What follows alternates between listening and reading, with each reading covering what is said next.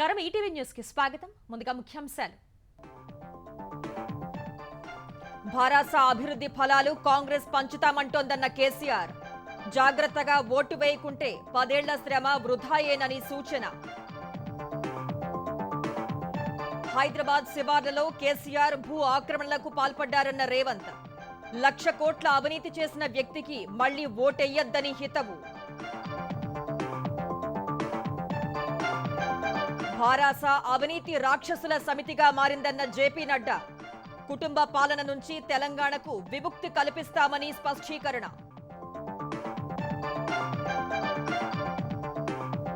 తొమ్మిదేళ్లలో తెలంగాణలో సమగ్రాభివృద్ధి జరిగిందన్న కేటీఆర్.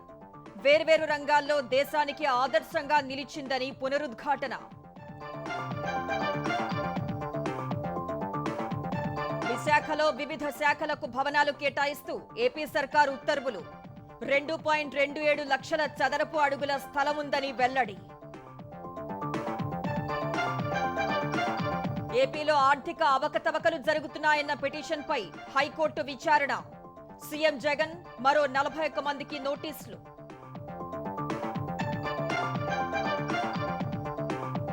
మద్యం కేసులో చంద్రబాబు ముందస్తు బెయిల్పై హైకోర్టులో ముగిసిన వాదనలు. లిఖితపూర్వక వాదనల కోసం ఈ నెల 27కు వాయిదా. ఉత్తరాఖండ్ సొరంగంలో చిక్కుకున్న వారిని రక్షించేందుకు చురుగ్గా పనులు. రేపు ఉదయానికి 41 మంది బయటకు వచ్చే అవకాశం.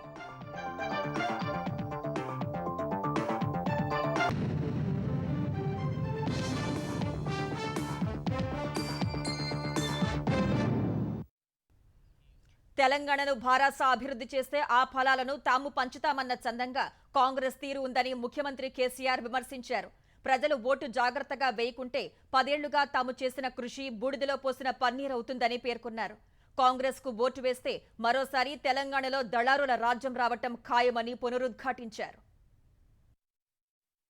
ఎన్నికల ప్రచారంలో భాగంగా ముఖ్యమంత్రి కేసీఆర్ ఇవాళ మహేశ్వరం, వికారాబాద్, జహీరాబాద్, పటాన్చెరు నియోజకవర్గాల్లో జరిగిన ప్రజా ఆశీర్వాద సభల్లో పాల్గొన్నారు. తెలంగాణ ఏర్పడిన తర్వాత జరిగిన అభివృద్ధిని వివరిస్తూనే కాంగ్రెస్ పై విమర్శలు ఎక్కుపెట్టారు. కాంగ్రెస్ అధికారానికి వస్తే మళ్లీ లంచాల కాలం వస్తుందని, రైతు బంధు డబ్బుల్లో అధికారులు వాటా అడుగుతారని విమర్శించారు. తెలంగాణ మన రాష్ట్రం మనకు అయింది కాబట్టి, మన పైస మన దగ్గరనే ఉంటుంది కాబట్టి ఈ అభివృద్ధి అంతా సాధ్యమైతా ఉంది. వెనకటికి ఎవడు అన్నడాట, మీరు మొత్తం వంటలు చేసి తయారు పెట్టుండ్రి, యాళ్ళకు నేను వచ్చి వడ్డిస్తానట. ఇప్పుడు కాంగ్రెస్ వాళ్ళది అట్లున్నది. ఫాక్స్కాన్ ఇండస్ట్రీ కూడా వచ్చింది. 1,00,000 మందికి ఉద్యోగాలు వస్తాయి. దానిలో 1,00,000 మంది పిల్లలకు ఉద్యోగ అవకాశాలు వస్తాయి. ఇంకా మంచి విషయం ఏంటంటే ఆ ఫాక్స్కాన్ వాడు చైనాలో ఉన్నటువంటి పెద్ద కంపెనీ ఒకటి మళ్ళీ మూసుకొని నాకు ఇంకా కొంత జాగా ఇవ్వండి ఇక్కడికే వస్తామని చెప్పినాడు. అట్లా వాడు వచ్చి అది కూడా ఫైనల్ అయిపోతా ఉంది. ఆల్మోస్ట్ దగ్గర పడ్డది. అదొక పారి అయిపోయిందంటే 2-3 లక్షల మంది కూడా ఉద్యోగాలు వస్తాయని చెప్పి నేను మీ అందరికి తెలియజేస్తా ఉన్నా. వికారాబాద్ జిల్లాకు కృష్ణా జలాలను తీసుకొచ్చే బాధ్యత తనదేనన్న కేసీఆర్. భారాస అభ్యర్థిని గెలిపిస్తే నియోజకవర్గం మొత్తానికి ఒకేసారి దళిత బంధు అమలు చేస్తామన్నారు. పాలమూరు రంగారెడ్డి ఎత్తిపోతల పథకం ఏదైతే ఉందో కాంగ్రెస్ నాయకులే దాని మీద 196 కేసులేసి 10 సంవత్సరాలు ఆలస్యం చేసిన అయినా ప్రాజెక్ట్ కంప్లీట్ అయిపోయింది. కేవలం వికారాబాద్కు మీకు కాలువ అవ్వాల్సి ఉంది అంతే.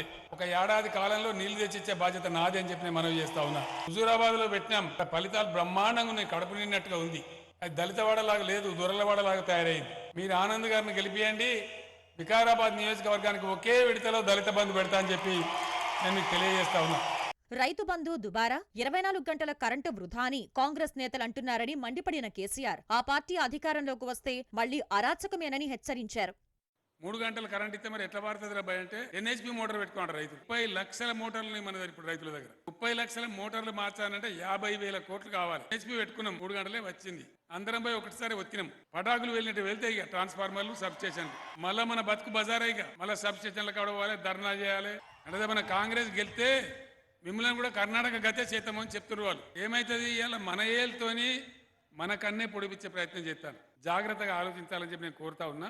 భారాస మళ్లీ గెలిస్తే అసైన్ భూములు లాక్కుంటుందని కాంగ్రెస్ నేతలు తప్పుడు ప్రచారం చేస్తున్నారని కేసీఆర్ ధ్వజమెత్తారు. అసైన్ భూములకు పూర్తి హక్కులు కల్పిస్తామన్నారు. ముఖ్యమంత్రి కేసీఆర్ 1,00,000 కోట్ల అవినీతితో పాటు హైదరాబాద్ శివార్లలో పెద్ద ఎత్తున భూముల్ని ఆక్రమించారని తెలంగాణ పీసీసీ అధ్యక్షుడు రేవంత్ రెడ్డి ఆరోపించారు. ఇందిరమ్మ రాజ్యం అంటే కేసీఆర్ కు కడుపు మండుతోందని ఆక్షేపించారు. కాంగ్రెస్ అధికారంలోకి రాగానే 6 గ్యారంటీలను అమలు చేస్తామని హామీ ఇచ్చారు. తెలంగాణ అసెంబ్లీ ఎన్నికల ప్రచారంలో సుడిగాలి పర్యటనలు చేస్తున్న పీసీసీ అధ్యక్షుడు రేవంత్ రెడ్డి దుబ్బాక, హుజూరాబాద్, మానకొండూరులో బహిరంగ సభల్లో పాల్గొన్నారు. ఈ సందర్భంగా భారాస భాజపాలపై తీవ్ర విమర్శలు గుప్పించారు. కేంద్రం నుంచి నిధులు తెచ్చి దుబ్బాకను అభివృద్ధి చేస్తామన్న ఎమ్మెల్యే రఘునందన్ రావు 3 ఏళ్లైనా సమస్యలు తీర్చలేదని ధ్వజమెత్తారు. దుబ్బాకకు రావాల్సిన నిధులు సిద్దిపేటకు తరలిస్తున్నారని రేవంత్ రెడ్డి ఆరోపించారు. రఘునందన్ రావు గారు ఈ ప్రాంతానికి ఏమైనా ప్రత్యేకంగా నిధులు తెచ్చిండా? ఈ ప్రాంత అభివృద్ధికి ఏమైనా పాటుపడ్డా? ఈ ప్రభుత్వం మెడలు ఏమైనా వంచిండా? ఆలోచన చెయ్యండి. కొత్త ప్రభాకర్ రెడ్డి పేరులోనే కొత్తదనం గాని ఆయన పాత చింతకాయ పచ్చడే మీకు తెలియనోడు గాడు. 2 సార్లు ఎంపీగా మీకు గెలిపించారు. ఎందుకు దుబ్బాకకు నిధులు తేలేదు? తప్పకుండా రేపు డిసెంబర్ 9 నాడు ఇందిరమ్మ రాజ్యం కాంగ్రెస్ ప్రభుత్వం వస్తుంది. పేదలకు న్యాయం జరుగుతుంది. ఇందిరమ్మ రాజ్యం అంటే సీఎం కేసీఆర్ కు కడుపు మండుతోందని రేవంత్ రెడ్డి దుయ్యబట్టారు. కాంగ్రెస్ పార్టీ ఏం చేసింది అంటున్నావు కదా. ఈడ మానేరు డ్యామ్ కట్టింది కాంగ్రెస్ కాదా? శ్రీరామ్ సాగర్ కట్టింది కాంగ్రెస్ పార్టీ కాదా? ఎల్లంపల్లి శ్రీపాద ప్రాజెక్టు కట్టింది కాంగ్రెస్ పార్టీ కాదా? దేవాదుల కట్టింది కాంగ్రెస్ కాదా? నాగార్జున సాగర్, శ్రీశైలం, కల్వకుర్తి, భీమా కాంగ్రెస్ పార్టీ కాదా? చింతమడకలో నువ్వు చదువుకున్న బడి కట్టింది కాంగ్రెస్ పార్టీ. నీ చింతమడకకు రోడ్డేసింది కాంగ్రెస్ పార్టీ.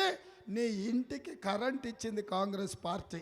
కేసీఆర్ మాటలు విని 2 సార్లు అధికారం ఇచ్చినా పేదల బతుకులు మారలేదని విమర్శించారు. కాంగ్రెస్ అధికారంలోకి రాగానే 6 గ్యారంటీల్ని అమలు చేస్తామని హామీ ఇచ్చారు. భారాస అవినీతి రాక్షసుల సమితిగా మారిందని భాజపా అధ్యక్షుడు జేపీ నడ్డా ఆరోపించారు. పేదల భూమిని గుంజుకునే పని ధరణి ద్వారా చేస్తున్నారని విమర్శించారు. నిజామాబాద్ అర్బన్, నారాయణఖేడ్, సంగారెడ్డి నియోజకవర్గాల ప్రచారంలో పాల్గొన్న నడ్డా కేసీఆర్ పాలనలో ఆయన కుటుంబం మాత్రమే అభివృద్ధి చెందిందన్నారు. కేసీఆర్ ప్రభుత్వం పూర్తిగా అవినీతిమయమైందన్న నడ్డా కుటుంబ పాలన నుంచి తెలంగాణకు విముక్తి కల్పిస్తామని పేర్కొన్నారు. తాము అధికారంలోకి వచ్చాక ధరణి ద్వారా వస్తున్న ఇబ్బందులు తొలగించి పేదల భూముల్ని తిరిగి ఇస్తామన్నారు. ఔటర్ రింగ్ రోడ్లో 1000 కోట్ల అవినీతి జరిగిందన్న ఆయన దళిత బంధు వల్ల ఎవరికైనా ప్రయోజనం కలిగిందా అని ప్రశ్నించారు. దళిత బంధులో 30% కమిషన్ తీసుకున్నారని ఆరోపించారు. అవినీతి జరిగిన చోట సిట్టింగ్ జడ్జితో విచారణ జరిపించి దోషులను జైల్లో వేస్తామని నడ్డా తెలిపారు. ये जो बीआरएस है ना, भ्रष्टाचारी रक्षासुला और समिति, इसको घर बैठाना है और भारतीय जनता पार्टी को आगे ले जाना है। ये जो धरनी पोर्टल है, यह केसीआर के द्वारा जमीन को हरनी पोर्टल है। हरनी पोर्टल कैसे जमीन को अपने कब्जे में लिया जाए? बताओ, किसानों का नुकसान हो रहा है कि नहीं हो रहा है? ये धरनी पोर्टल के खिलाफ एक्शन होना चाहिए कि नहीं होना चाहिए? कालेश्वर प्रोजेक्ट ये केसीआर का एटीएम है। एटीएम जब पैसे की कमी पड़े तो कालेश्वरम का प्रोजेक्ट का साइज बढ़ा दो। 38,000 करोड़ रुपए का प्रोजेक्ट था, आज ये 1,20,000 करोड़ रुपए का प्रोजेक्ट हो गया है। इसका ब्रिज धस गया। 30 तारीख को बीआरएस को हटा देना और फिर हम इसकी इंक्वायरी करेंगे और दोषियों को अंदर डालेंगे। తెలంగాణలో భారాస, దేశంలో భాజపా దళిత విరోధ పార్టీలు అని బీఎస్పీ అధినేత్రి మాయావతి ఆరోపించారు. తెలంగాణ ఎన్నికల ప్రచారంలో భాగంగా పెద్దపల్లిలో జరిగిన బహిరంగ సభలో పాల్గొన్న ఆమె భారాస భాజపా పాలనలో దళితులు, మైనార్టీలు, ఓబీసీ, అగ్రవర్ణ పేదల పరిస్థితి దయనీయంగా ఉందని ఆవేదన వ్యక్తం చేశారు. నిరుద్యోగం, అధిక ధరలు వంటి సమస్యలు పేదల్ని అవస్థలకు గురి చేస్తున్నాయని తెలిపారు. మతతత్వ పార్టీలు, కుటుంబ పార్టీల వల్లే ఈ పరిస్థితి తలెత్తిందని ఆరోపించారు. దేశంలో, తెలంగాణలో అవినీతి కూడా పెరిగిపోయిందని విమర్శించారు. అన్ని వర్గాల మద్దతు కూడగట్టి తెలంగాణలో బహుజన రాజ్యాన్ని స్థాపిస్తామని మాయావతి పేర్కొన్నారు.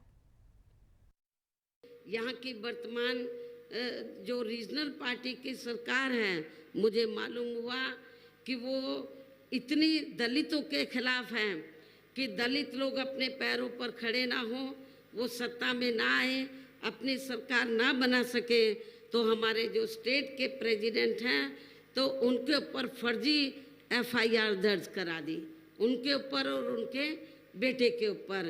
तो इससे इनकी दलित विरोधी मानसिकता जो है वो साफ झलकती है। तो इसी प्रकार हमें पूरे देश में मुस्लिम व अन्य धार्मिक अल्पसंख्यक समाज के लोगों की भी हालत कोई खास अच्छी नजर नहीं आती है।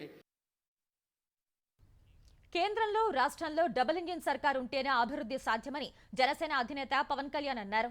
తెలంగాణ ఎన్నికల ప్రచారంలో భాగంగా కొత్తగూడెం, సూర్యాపేట, దుబ్బాకలో పర్యటించిన ఆయన నీళ్లు, నిధులు, నియామకాల కోసమే తెలంగాణ పోరాటం జరిగిందన్నారు. ప్రస్తుతం యువతకు ఉద్యోగ అవకాశాలు రావాలని పేర్కొన్నారు. ప్రధాని మోదీ నాయకత్వంలోనే ఉపాధి అవకాశాలు వస్తాయని బలంగా విశ్వసిస్తున్నట్లు వివరించారు. తెలంగాణలో 19 లక్షల మంది కౌలు రైతులున్నారన్న పవన్, వారు రైతులే కాదని మాట్లాడడం తనకు బాధ కలిగించిందన్నారు. ధరణి విఫలమైందని ప్రభుత్వం కూడా ఒప్పుకుందని తెలిపారు. తెలంగాణలో బీసీని సీఎం చేయగలిగేది మోదీ నేతృత్వంలోని భాజపానే అని వివరించిన పవన్, బీసీ అజెండాతో వస్తున్న భాజపా కోసం కొంత త్యాగం చేయాలని జన సైనికులకు చెప్పినట్లు వెల్లడించారు. తెలంగాణ యువత మీకు ఈ రోజున వెనంట నిలబడే పార్టీలు కావాలి. ప్రధానమంత్రి గారు లాంటి బలమైన నాయకుడు మొత్తం రాష్ట్రంలో, దేశంలో ఉన్న యువతంతా ప్రధానమంత్రి గారి మీద పక్షం ఉంటుంది. తెలంగాణ విషయంలో నా కేటీఆర్ గారితో పరిచయాలు ఉండొచ్చు, కేసీఆర్ గారి మీద గౌరవం ఉండొచ్చు, కానీ నిజంగా తెలంగాణ రాష్ట్రానికి బీసీని ముఖ్యమంత్రిగా చేయగలిగేది నరేంద్ర మోదీ గారి నాయకత్వంలోని భారతీయ జనతా పార్టీ అని నేను చాలా గాఢంగా విశ్వసిస్తా ఉన్నాను. 50% ఉన్న బీసీ ప్రజలకి ఖచ్చితంగా బీసీలు ముఖ్యమంత్రి ఉండాలి.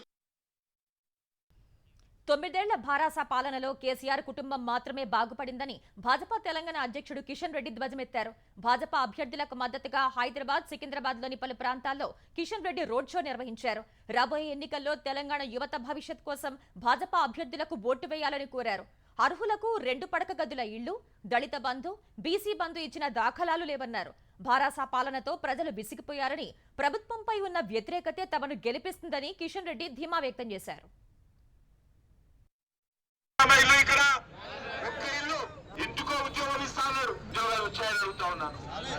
దళిత బంధు ఇస్తా, ప్రతి దళితుడికి 3 ఎకరాల స్థలం ఇస్తాడు, ఇచ్చాడా? ప్రతి బీసీకి బీసీ బంధు ఇస్తానన్నాడు. నిరుద్యోగి ఉద్యోగాలు లేకపోతే వాళ్ళకు నెలకు 3,000 రూపాయలు ఇస్తాడు. ఒక్కరికైనా ఇచ్చాడా? కేసీఆర్ పూర్తిగా 1,000 కోట్ల రూపాయలు దోపిడీ చేశాడు. ఆయన కొడుకు, బిడ్డ అందరూ కూడా ఇళ్ల మీద ఇల్లు, ఫామ్ హౌసులు, భవనాలు, బ్యాంకుల ఆస్తులు 1,000 ఎకరాలు దోపిడీ చేశారు. ఉదయ్పూర్ డిక్లరేషన్ ను తుంగలో తొక్కిన కాంగ్రెస్ పార్టీ నాయకులు ఈ ఎన్నికల్లో ప్రజలకిస్తున్న హామీలు నెరవేరుస్తారా అని భారాస కార్యనిర్వాహక అధ్యక్షుడు కేటీఆర్ ప్రశ్నించారు. కుటుంబానికి 1 టికెట్ అని చెప్పిన కాంగ్రెస్ పార్టీ ఉత్తమ్ కుమార్ రెడ్డి, కోమటిరెడ్డి, మైనంపల్లి కుటుంబాల్లో 2 టికెట్లు ఇచ్చారని తెలిపారు. ఎన్నికల ప్రచారంలో భాగంగా హుజూర్ నగర్, దేవరకొండ, మక్తల్లో రోడ్ షోల్లో పాల్గొన్న కేటీఆర్, కాంగ్రెస్ ను నమ్మితే ప్రజలు మోసపోవటం గ్యారంటీ అన్నారు. పొరపాటున కాంగ్రెస్ గెలిస్తే 24 గంటల కరెంటు రాదన్నారు. ప్రజలు కాంగ్రెస్ కావాలో, కరెంటు కావాలో తేల్చుకోవాలని కోరారు. ఎట్లుండే కరెంట్ అన్నాడు, కాలిపోయే మోటార్లు, పేలిపోయే ట్రాన్స్ఫారంలు, అర్ధరాత్రి దొంగలు వచ్చే కరెంటు, అది కూడా 3 గంటలు. ఎరువుల దుకాణాల ముందు లైన్లు, విత్తనాల దుకాణాల ముందు లైన్లు. ఇలా ఆ కాంగ్రెస్ వాళ్ళు వచ్చి మళ్ళా ఇందిరమ్మ రాజ్యం తెస్తా, ఇందిరమ్మ రాజ్యం తెస్తా అంటారు. ఏంది ఇందిరమ్మ రాజ్యం అంటే? ఆకలి కేకలు, గంజి కేంద్రాలు, మళ్ళా ఎరువులు, విత్తనాల కోసం లాఠీ చార్జీలు, మళ్ళా నక్సలైట్లు అని చెప్పి పోలీస్ కాల్పుల. ఏంటిది ఇందిరమ్మ రాజ్యం అంటే? ఆలోచించండి, ఆగం కాకండి. విశాఖలో ప్రభుత్వ శాఖలకు భవనాలు కేటాయిస్తూ ఆంధ్రప్రదేశ్ ప్రభుత్వం ఉత్తర్వులు జారీ చేసింది. మంత్రులు, ప్రభుత్వ శాఖల కార్యదర్శులు సహా ఇతర ఉన్నతాధికారుల కార్యాలయాలు, విడిది అవసరాలకు 2.27 లక్షల చదరపు అడుగుల స్థలం అందుబాటులో ఉందంటూ ఉత్తర్వుల్లో పేర్కొంది. ఆయా విభాగాలకు క్యాంపు కార్యాలయాల స్థలాలు అందుబాటులో లేకపోతే విశాఖలోని మిలీనియం టవర్లు, సమీపంలోని ఏబీ బ్లాక్ భవనాలు కేటాయిస్తున్నట్లు ప్రభుత్వం వెల్లడించింది.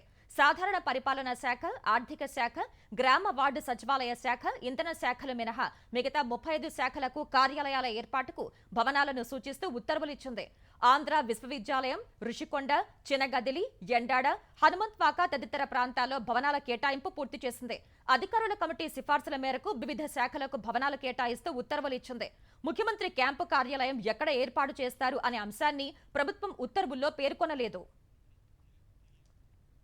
వైఎస్ఆర్ కళ్యాణమస్తు షాదీ తోఫా నిధుల్ని ముఖ్యమంత్రి జగన్మోహన్ రెడ్డి విడుదల చేశారు. తాడేపల్లిలోని క్యాంపు కార్యాలయంలో నిర్వహించిన కార్యక్రమంలో బటన్ నొక్కి 10,511 మంది లబ్ధిదారులకు ఆర్థిక సాయం విడుదల చేశారు. మొత్తం 81.64 కోట్ల రూపాయలని నూతన వధూవరుల తల్లుల ఖాతాల్లో జమ చేశారు. జులై నుంచి సెప్టెంబర్ వరకు వివాహాలు చేసుకున్న వారికి ఆర్థిక సాయం అందజేశారు. 2022 అక్టోబర్ నుంచి ఇప్పటి వరకు వైఎస్ఆర్ కళ్యాణమస్తు షాదీ తోఫా కింద 349 కోట్ల రూపాయలు పంపిణీ చేసినట్టు జగన్ తెలిపారు.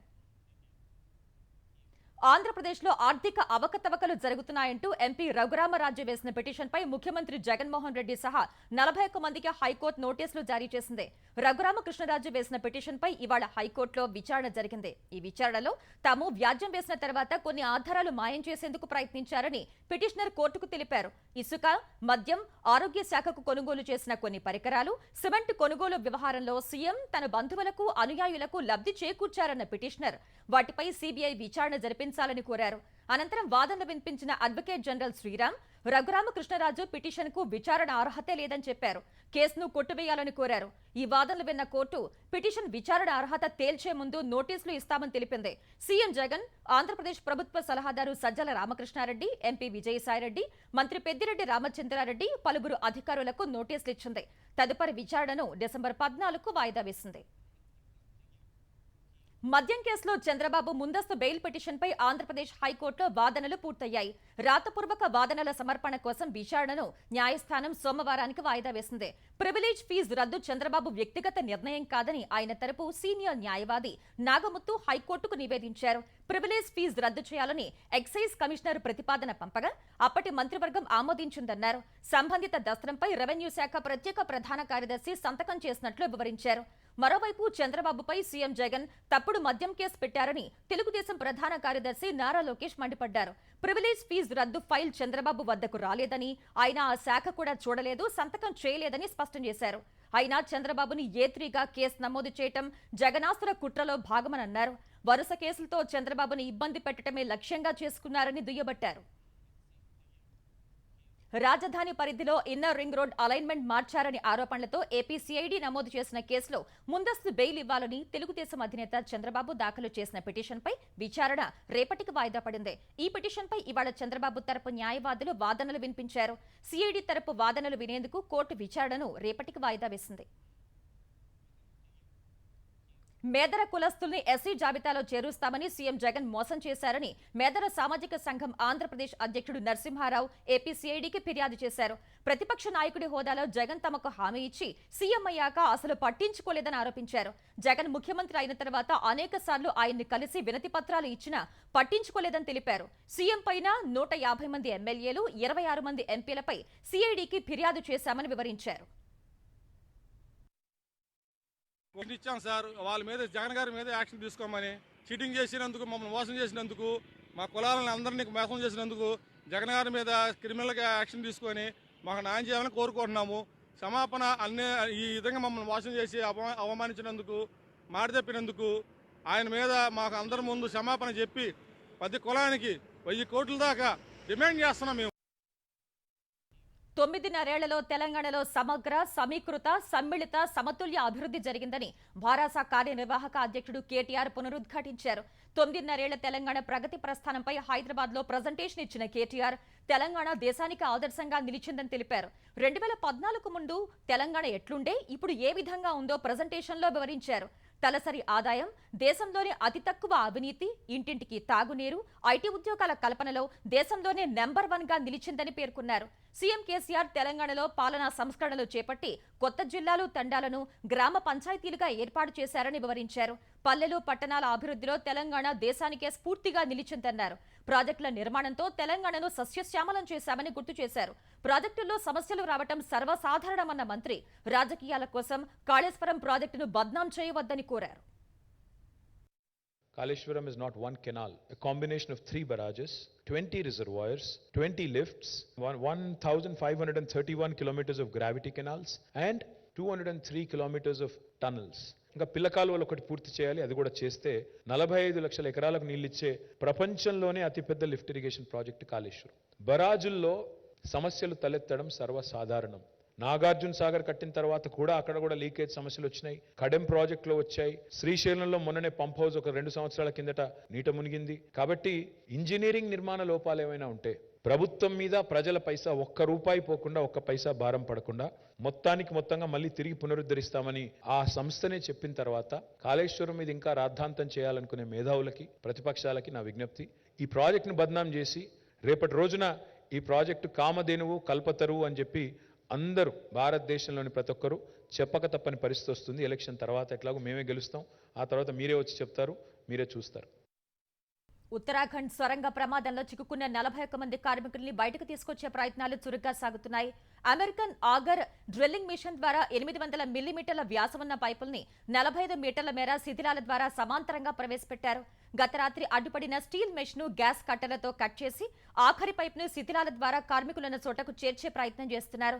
ఇది పూర్తయిన వెంటనే కార్మికుల్ని బయటకు తెచ్చేందుకు ఎన్డీఆర్ఎఫ్ సిబ్బంది సిద్ధంగా ఉన్నారు. స్ట్రెచ్చర్లు, ఆక్సిజన్ కిట్లు తీసుకుని కార్మికుల వద్దకు చేరుకునేలా మాక్ డ్రిల్ నిర్వహించారు. ఒకసారి కార్మికుల్ని బయటకు తీసుకురాగానే వారికి తక్షణ వైద్యం అందించేందుకు వైద్య సామాగ్రితో కూడిన బృందం సిద్ధంగా ఉంది.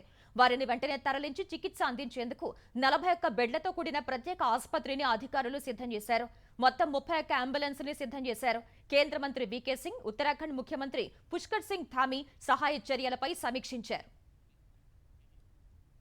ప్రధాని నరేంద్ర మోదీని లక్ష్యం చేసుకుని అశుభం, పిక్ పాకెట్, రుణమాఫీ వంటి మాటలు వాడిన కాంగ్రెస్ అగ్రనేత రాహుల్ గాంధీకి కేంద్ర ఎన్నికల సంఘం షోకాజ్ నోటీసు జారీ చేసింది. శనివారం సాయంత్రానికి సమాధానం ఇవ్వాలని స్పష్టం చేసింది. ఒక సీనియర్ నేత ఇలాంటి భాష ఉపయోగించడం అనుచితం అంటూ భాజపా చేసిన ఫిర్యాదుపై ఈసీ రాహుల్కు నోటీసులు ఇచ్చింది.